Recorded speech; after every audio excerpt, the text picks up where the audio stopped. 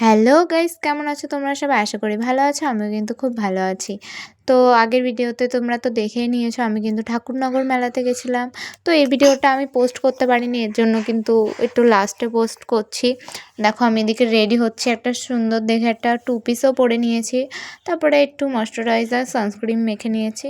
যেহেতু দিনের বেলায় আমরা মেলাতে গেছিলাম আর প্রচণ্ড ভিড় আর গরম ছিল, এর জন্য কিন্তু মেকআপ টেকআপ কিছু করিনি। হালকা করে একটু আইলাইনার আর মাস্কারা পরেছিলাম। আর হালকা করে কিন্তু আমি একটু ব্লাশও লাগিয়ে নিয়েছিলাম, আর কিন্তু কিছুই করিনি।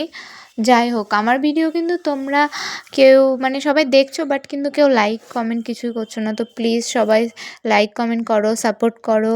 আর আমার ভিডিও তোমাদের কেমন লাগে সেটা কিন্তু অবশ্যই জানাবে। তো দেখো, তোমাদের সাথে কথা বলতে বলতে কিন্তু আমি অনেকটাই রেডি হয়ে গেছি। এদিকে আমি কিন্তু লিপস্টিকও পরে নিচ্ছি।